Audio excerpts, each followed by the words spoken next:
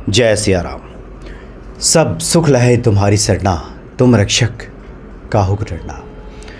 हनुमान जी की प्रसन्नता के लिए हम चाहे हनुमान चालीसा का पाठ करें या रामचरितमानस का पाठ करें, कई मौके पे, कई अवसरों पे गोस्वामी तुलसीदास जी ने स्पष्ट कर दिया है कि इससे मनुष्य की समस्त मनोकामनाएं पूर्ण हो जाती हैं।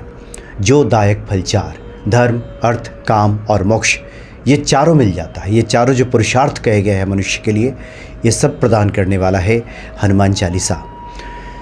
जो इच्छा करियहु मन माही, हरि प्रसाद कछु दुर्लभ नहीं। राम की कृपा हो जाए, हनुमान जी की कृपा हो जाए तो जो व्यक्ति की इच्छा है वो सब पूरी हो जाती है।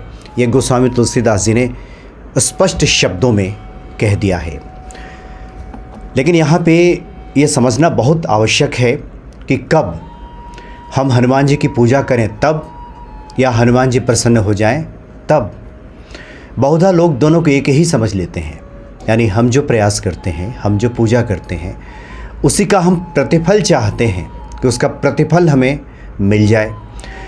जबकि शास्त्रों का कथन है कि ईश्वर की प्रसन्नता और ईश्वर की कृपा से हमें ये प्राप्त होगा। इसके मौलिक अंतर को समझना बहुत आवश्यक है। हम जो कर्मकांड करते हैं, पूजा करते हैं, ये आवश्यक नहीं कि उससे ईश्वर प्रसन्न ही हो जाए। ये कोई शर्त नहीं है इसकी। इसमें बहुत सारी बातें इसमें जुड़ी होती हैं।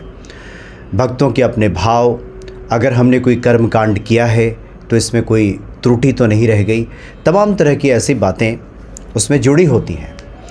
चूँकि 2.5-3 साल के हनुमान भक्ति के सफ़र में, चूँकि हम तो लगातार इसी विषय पे बातचीत करते हैं, संत महात्माओं से मिलते हैं, हनुमान जी को लेकर बहुत से भक्तों से भी भेंट मुलाकात होती रहती है। आए दिन काफ़ी लोग प्रश्न भेजते हैं, पूछते हैं। उसमें से कुछ लोग तो कठोर होकर भी पूछते हैं, कहते हैं कि आपने तो कहा है कई वीडियो में, हमने तो बहुत से उपाय कर लिए, आपने कहा है कि हनुमान जी तो सब कर सकते हैं, सब संभव है, तो फिर मेरा ये काम क्यों नहीं हुआ? हमने तो ये अनुष्ठान किया था, हमने तो ये पूजा की थी, हमने तो इतने दिनों से ये पूजा की, लेकिन मेरा काम तो पूरा नहीं हुआ। कुछ लोग तो इतने कठोर हो जाते हैं अपने कमेंट्स में कि लिखते हैं कि ये सब बेवकूफ़ बनाने वाली बातें हैं, हनुमान चालीसा से, सुंदरकांड के पाठ से कुछ नहीं होता। एक भक्त ने लिखा है कि हम तो 8 साल से किए जा रहे हैं, हमें तो कुछ नहीं हुआ।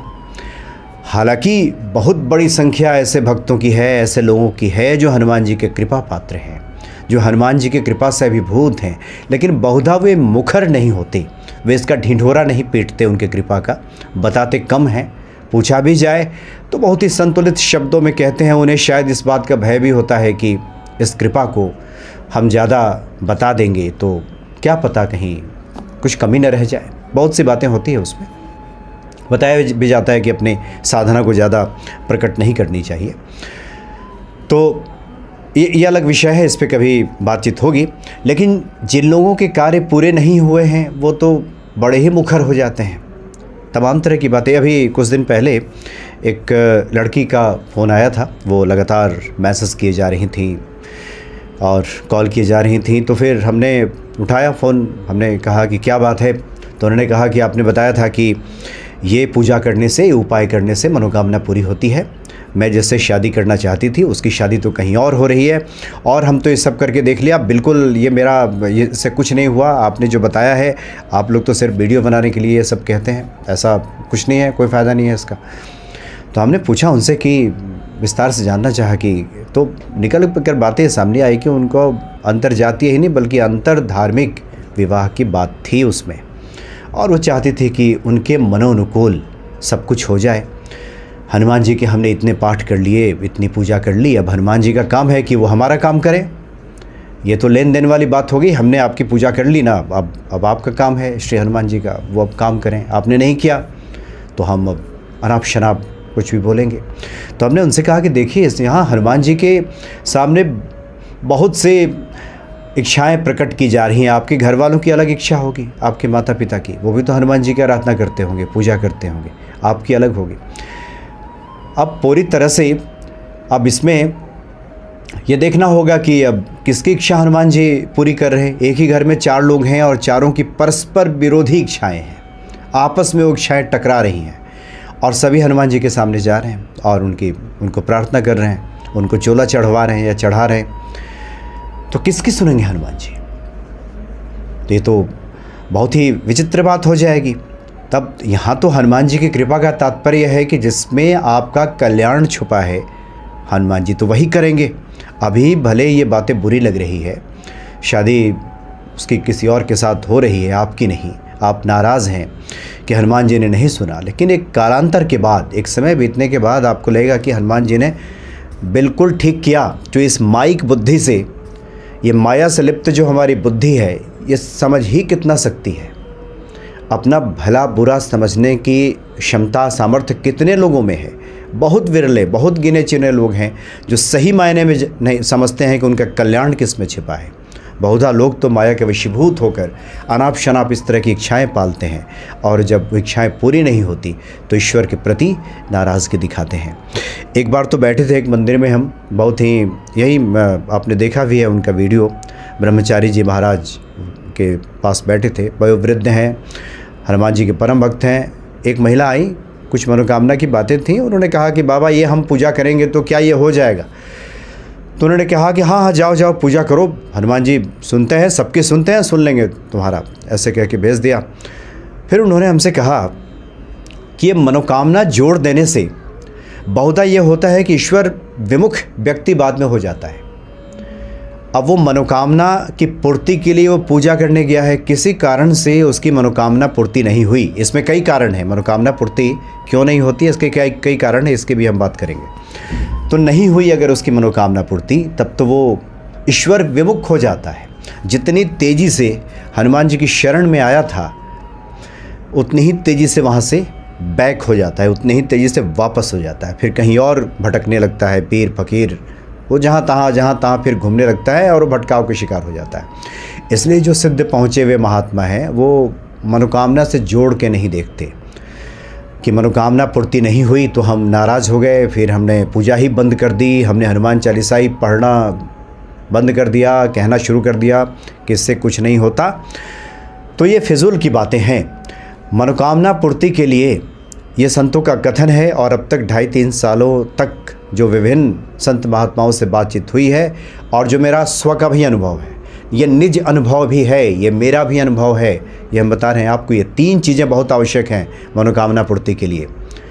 ईश्वर के किसी भी स्वरूप का हम दर्शन करें, भजन करें, पूजन करें, कितना भी बड़ा अनुष्ठान करें, ये 3 चीज़ें बहुत ही आवश्यक हैं। पहला, आस्था तो होनी ही चाहिए, दूसरा, विश्वास तो होना ही चाहिए, और तीसरा जो सबसे महत्वपूर्ण है वो है संयम, धैर्य। ये 2 की तो हम देखते हैं प्रधानता रहती है जब लोगों से बातचीत होती है। आस्था है, अब विभिन्न माध्यमों से हनुमान जी की महिमा से हम परिचित होते हैं, तो उनके गुणों से, उनके सामर्थ्य से हम परिचित हो चुके हैं, तो आस्था जगी है श्री हनुमान जी के प्रति। बड़ी संख्या में हनुमान जी के भक्तों की संख्या लगातार बढ़ रही है, और उसमें मजबूती आ रही है, उसमें प्रगाढ़ता आ रही है। तो आस्था और विश्वास तो है। ये जो तीसरा है, संयम, धैर्य, सब्र, इसका बहुत बड़ा अभाव दिखता है।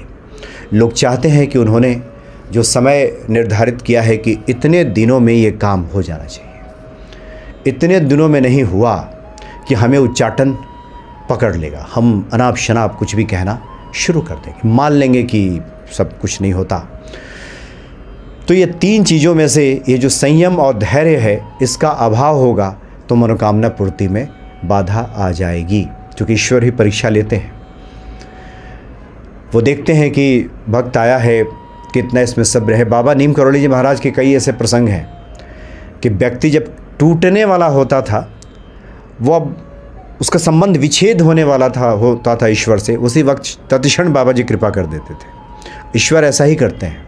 इसलिए इस संबंध के, इस डोर को, इस दामन को मजबूती से थामे रखें, धैर्य का दामन न छोड़ें। रामचरितमानस का हम सभी पाठ करते हैं। जब ये पृथ्वी त्राहिमाम कर रही थी राक्षसी अत्याचार से, तो सभी देवतागण पृथ्वी गौ माता का वेश धारण करके भगवान विष्णु के पास गई, तो उन्होंने कहा कि हम आएंगे, कब? प्रतीक्षा करो। इसलिए प्रार्थना, पुकार और फिर प्रतीक्षा, ये 3 बहुत आवश्यक है। इसलिए प्रतीक्षा की कमी है। बहुत जल्दी लोग उकता जाते हैं। 11 दिन हनुमान चालीसा का पाठ किया, 12वें दिन चाहते हैं कि मनोकामना पूरी हो जाए।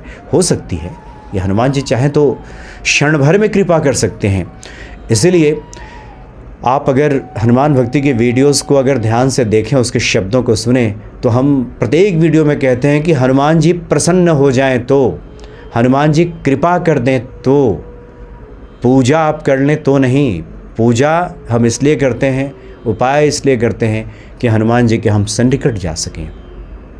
हम क्रिया में इसलिए उतरते हैं कि हम धीरे धीरे हमारे भाव भी मजबूत हो सकें, भाव में प्रगाढ़ता आ सके। लेकिन हमने पूजा कर लिया और इसका प्रतिफल मनोकामना पूर्ति हो जाए, ऐसा कोई सिद्धांत नहीं है।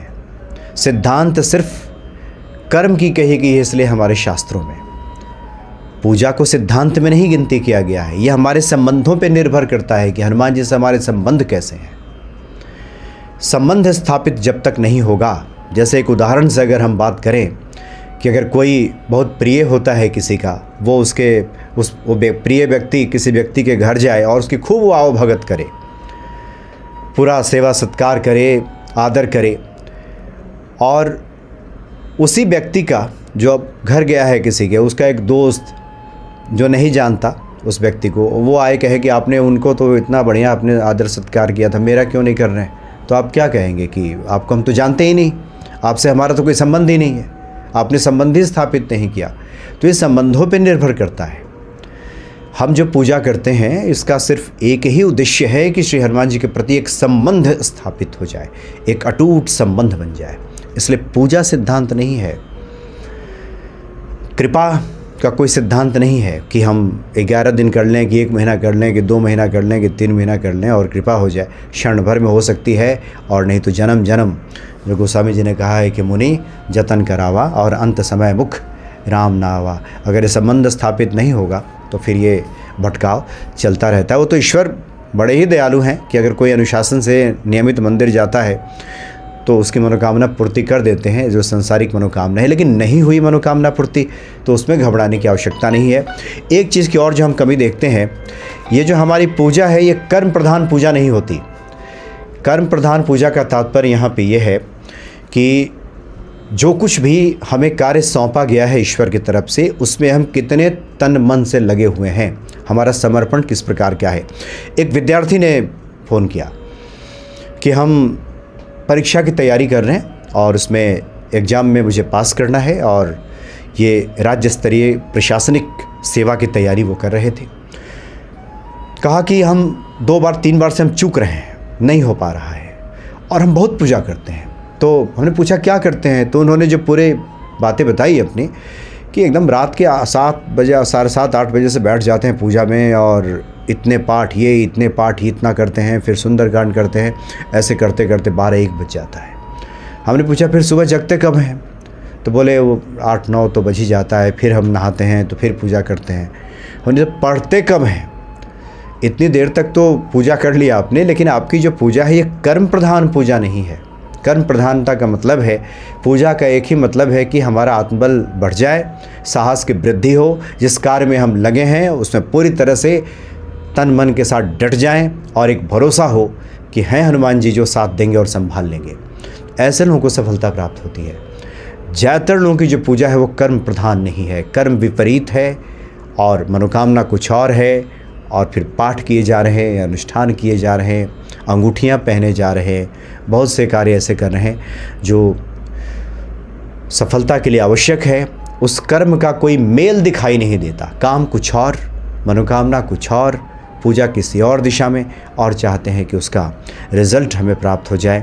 एक और जो हमने देखा कि जिसकी कमी बातचीत में जब लोगों से होती है वो ये होती है कि योग्यता के अनुसार लोग मनोकामना नहीं रखते, कुछ भी मांग लेते हैं। और इतना तय मानिए कि हनुमान जी जब तक व्यक्ति को सामर्थ्यवान नहीं बनाते, यानी उस लायक नहीं बनाते, तब तक वो चीज़ें देते भी नहीं हैं। व्यक्ति की जितनी योग्यता होगी उसी अनुसार उसकी कामना होगी, उसी अनुसार उसकी मनोकामना होगी, उसी अनुसार उसकी ईश्वर से मांग होगी, तब पूरी होगी। अगर हमारी योग्यता नहीं है, हमने पढ़ाई लिखाई ठीक से किया नहीं है, अभी भी हम 8 घंटे 10 घंटे 12 घंटे 14 घंटे पढ़ाई में देते नहीं हो, IAS बनने की इच्छा हो, हनुमान जी के सामने जाके प्रार्थना करते हो, सुंदरकांड का पाठ करते हो, तो इस तरह की जो बेमेल मनोकामनाएं होती हैं उसकी भी पूर्ति में समय लग जाता है। हनुमान जी हैं, उनके ऊपर है, वो जाने रंग को राजा बना दें, मूक है उसको वाचाल बना दें, पंगु को पहाड़ों पे चढ़ा दें। ये ईश्वर का सामर्थ्य है, वो कर सकते हैं, लेकिन ये सिद्धांत नहीं है, ये सबके साथ नहीं होगा। जो ईश्वर के समर्पित भक्त हैं उनके लिए सब हो जाए ये अलग विषय है, सबके साथ ऐसा नहीं होगा। ईश्वर के प्रति अगर हम समर्पित हो जाएं तो ऐसे तो बहुत से उदाहरण हैं बाबा नीम करोली जी महाराज के भी, कि जिनको पंडिताई पांडित्य का कोई गुण नहीं था उनको पुजारी बना दिया और वो वेद मंत्रों का उच्चारण करने लगे। ये तो ईश्वर के अहेतु की कृपा होती है, लेकिन इसको सिद्धांत नहीं बनाया जा सकता। इसके लिए समर्पण कितना है ये देखना पड़ता है। तो योग्यता के अनुसार अगर कोई व्यक्ति अभी जीवन चलाने के लिए 10,000 रुपये का जुगाड़ ना हो पा रहा हो और हनुमान चालीसा का पाठ करे, सुंदरकांड का अनुष्ठान कर ले 21 दिन का, और कहे कि 1 करोड़ का अब हमें मनोकामना है, श्री हनुमान जी इसको पूरा कीजिए, तो इसको तर्कसंगत मनोकामना नहीं कहते। बहुत लोगों की मनोकामनाएं इसी प्रकार की होती हैं। बहुत से जो युवा पीढ़ी के लोग हैं, माता पिता कुछ और चाह रहे हैं, उनकी शादी ब्याह के लिए वो कुछ और अनुष्ठान ठाने हुए हैं, माता पिता का अनुष्ठान अलग चल रहा है, बेटे बेटियों का अनुष्ठान कुछ अलग चल रहा है। तो इस तरह की जो परस्पर विरोधी बातें होती हैं उससे भी मनोकामना पूर्ति नहीं होती। तात्पर्य यह है कि जो लोग भी हनुमान जी का पाठ करें, इतना तय समझिए कि हनुमान जी के कृपा का पहला लक्षण है कि व्यक्ति की जो मति है वो ठीक हो जाती है, उसकी बुद्धि ठीक हो जाती है, उसकी मांग भी ठीक हो जाती है, वह ऐसे वैसे अनुचित मांग भी नहीं करता। इसलिए जो व्यक्ति भक्ति में उतरता है हनुमान जी के, तो मनोकामना से जोड़ के ना देखे कि इतने दिनों में उन्होंने पूरा नहीं किया तो हम पाठ करना बंद कर देंगे, इस तरह की बातें लिखना शुरू कर देंगे, ये कि ये बस बातें हैं, इन बातों से क्या होगा। ये बातें हमारे शास्त्रों में ऋषि मुनियों ने सदियों से सब बातें कही हैं, निज अनुभव भी है, हमारा तो स्वयं का निज अनुभव है। हनुमान जी तो क्षण भर में कृपा कर देते हैं, अभी के अभी। लेकिन लोग बदलते नहीं हैं, लोग अपने पुराने खेल से बाहर नहीं आते, अपने को बदलना नहीं चाहते, और तब चाहते हैं कि हनुमान जी इसी रूप में कृपा करते हैं। तो ये थोड़ा असंभव लगता है। लेकिन जैसे ही हम हनुमान जी को सब समर्पित कर देते हैं, हर प्रकार के शिकायती लहजे से जब बाहर खुद को निकाल लेते हैं, हर प्रकार के आरोपों प्रत्यारोपों से हम अलग कर देते हैं, लेकिन जब तक ये रहता है कि हम में तो योग्यता है, मैं तो डिज़र्व करता हूँ, ऐसे वैसे को आपने दे दिया है, मुझे ही नहीं दिया, तो इस तरह का जो शिकायती लहजा है उससे कृपा से व्यक्ति दूर हो जाता है। इसलिए 2-3 चीज़ों पे बहुत ध्यान देने की आवश्यकता है। आस्था रखें, विश्वास रखें, संयम रखें, तब मनोकामना पूर्ति हो जाएगी।